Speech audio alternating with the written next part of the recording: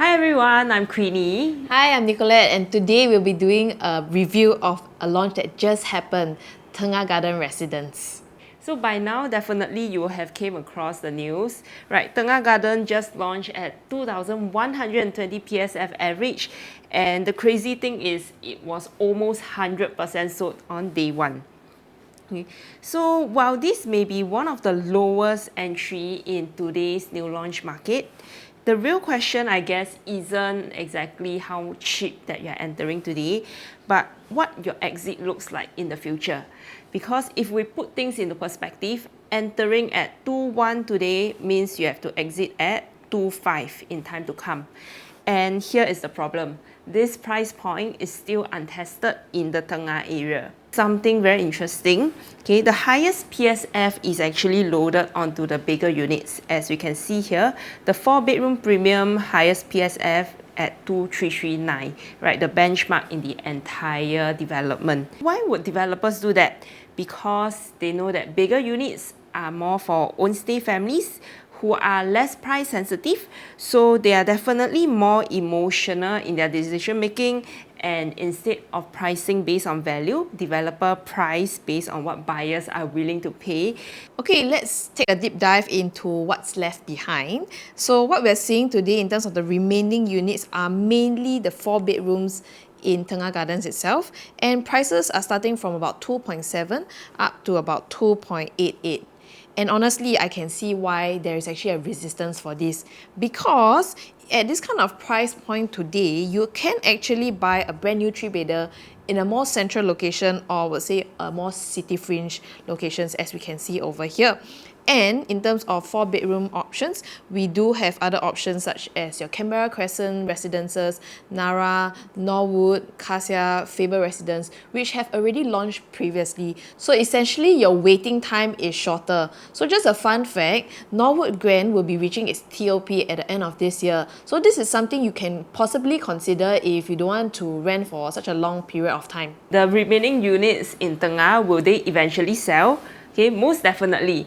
Because in Singapore, every township has its own stay demand, right, upgraded pipeline, and especially with Tengah's transformation story, we agents can easily paint you the narrative that, oh, we have BTO upgraders coming in, right, we have new MRT line, new infrastructure that will attract people or upgraders to come in. Okay, so the real question once again is how much more are you paying versus your direct competition today? In terms of entering to Tengah Gardens, there's a hidden premium because you are actually entering a full-fledged condo as compared to the other ECs in the area like Copenhagen, Altura, Lumina Grand, Novo Place, as well as Auto Place. So for sure there will be a premium, but with ECs there is always eligibility criteria before you can buy EC. So the barrier to entry for EC would be a bit tougher, whereas compared to Tengah Gardens, it's a wider pool of buyer. But when it comes to 5 years after the EC owners have actually stayed there for, then I would say the market opens up to a wider pool of people. So one thing to note is that for Tengah Gardens, the lowest entry 3-bed was a buyer entered at 1.857 mil. And if they just top up a little bit more, they could have actually bought a 5-bedder at Copenhagen at about 1.9 million. So I would say this is the hidden premium for Tengah Gardens as compared to the ECs in the area. But for sure, for Tengah Gardens, what you get is your unique selling point is that it is near MRT. You have a mall, which is quite unlikely in today's market to even be buying into a project that is still in a developing township. So what happens in 2030? So in 2026 right now, Tengah Gardens is 99% sold. And in 2030, what happens at the exit? Who are you going to be selling to next? Will the next buyer accept the price that you are going to be asking for? So here's the reality check. Okay, how many units will be available at that time when you're looking to sell? How many sellers are you going to be competing with? And how urgent will each seller be? And many more other factors as well. So, with everything that we have discussed so far, this is just the entry story, because once the project hits the resale market, the developer is no longer controlling the price anymore. So, as we can see from here, at the point of time when you're going to be selling the resale market, these are your competition that you will be facing, which Copen Grand, Altura, Lumina Grand, Novo Place, as well as Auto Place. And if we take a look at the number of units respectively, so for Tengah, they have about 347 units of 3-bedder, Copen Grand 423, and Altura about 180.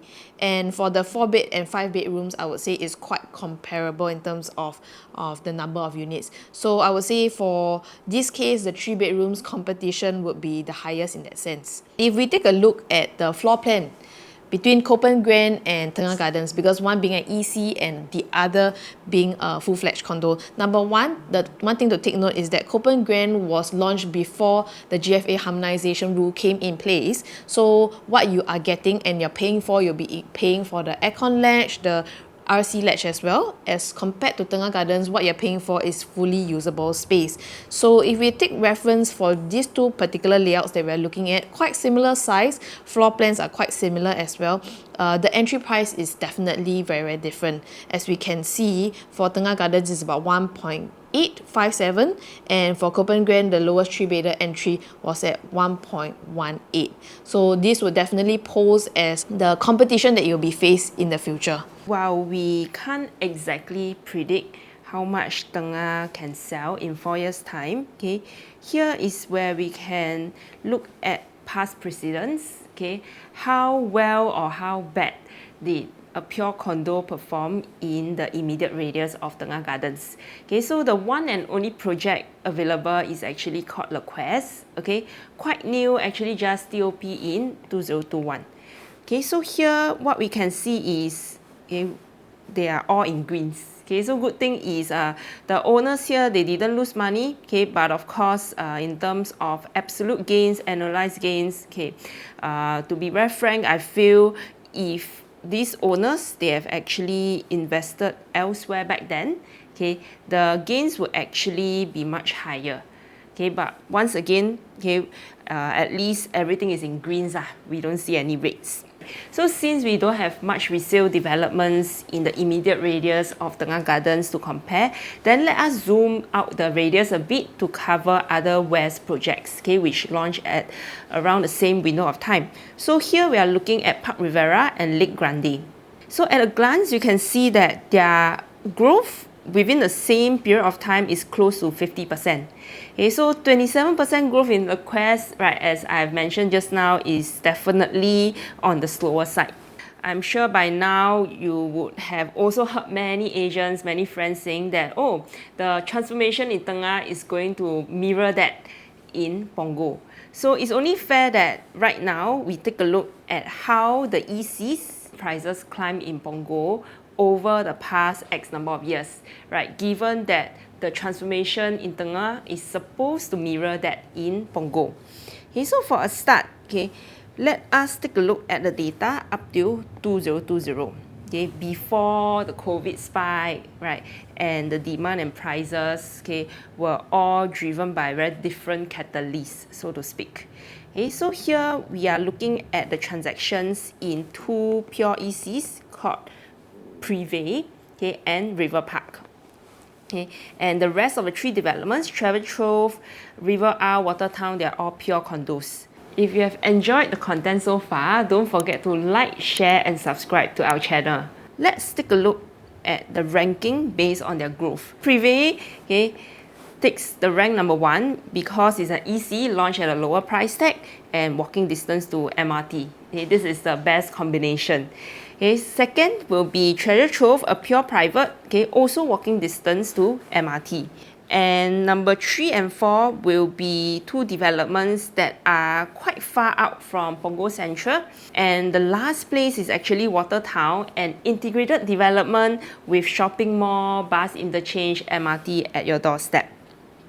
Okay, so from this we can see that, okay, of course, own stay buyers, they value convenience. Okay, and this is why Privé and Treasure Trove takes the top 2 ranking over here. As for how come Watertown is last place, we all know that with integrated development, developer will have priced in the premium at launch, and with this, it only means that your upside is limited. Let us take a look at the data if we cover up to 2026, meaning to say we are looking at the extent of growth from launch in 2011 period all the way to 2026. So this is where the data actually looks very interesting.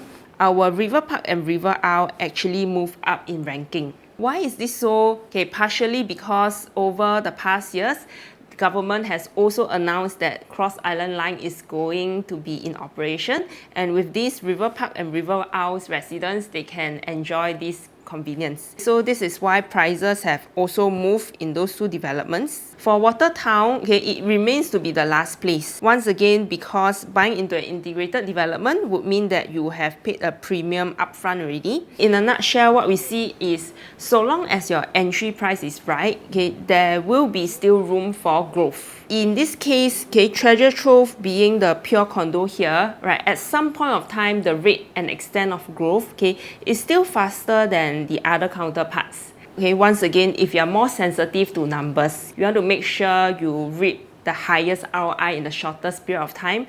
That is where your exit timing has to be a bit more accurate. Going back to Tengah, okay, how is it going to perform versus its EC neighbours? Here we would very concisely summarize, okay, and share with you two very clear strategy. For a short-term investor, okay, definitely at the 4 years mark, okay, you would want to explore the possibility of quickly listing up your unit already, and of course to make sure you capture the right buyer that comes in. Okay, why? Because if you delay any further, you have 200 over units from Altura.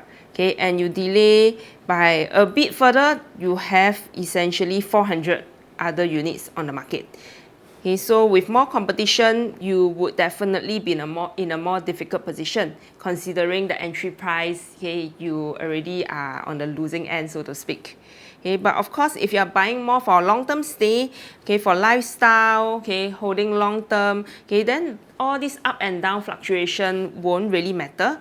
Okay, you will just need to wait for the township story to play out in the long run. So ultimately, Tengah Gardens, I won't say is a good or bad buy, okay, but it comes down to your entry, your holding power, and when do you want to exit. In real estate, okay, the biggest mistakes that buyers make is they only buy into what they hear in the show flat, okay, but they ignore the numbers that comes behind it. That's why I would say what is working for you today if you have actually entered to Tengah Garden. So if we take reference as to whatever ECs that have already transacted together at the same time as new launch condos, for example, all the way at Tampines, your River at Tampines versus Pinery Residence.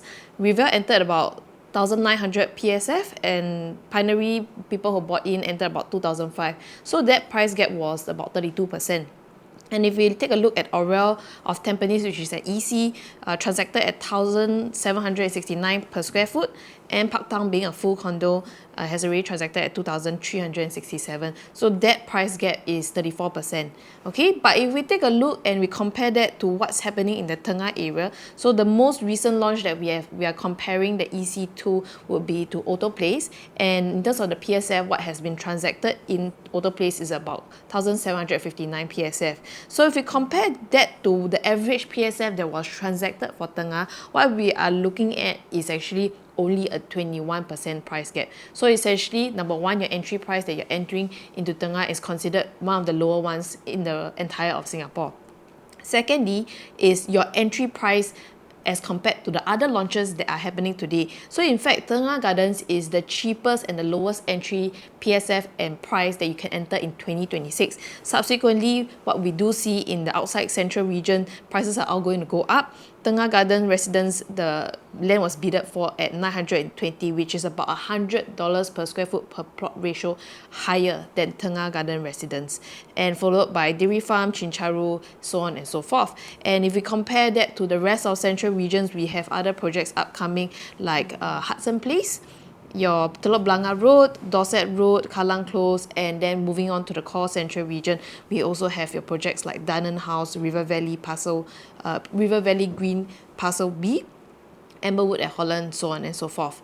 So if you have missed out on Tengah Gardens, or if you're considering to maybe enter any other launches that are upcoming in 2026, and you want to understand what a safe entry looks like, what unit type makes more sense for you, and also how to position yourself so that you're entering the market at a strong position and have a strong exit strategy, feel free to reach out to myself or Queenie, and we're happy to walk you through the entire process, run you through the numbers so that whatever decision that you're making is informed and is backed by proper statistics and data.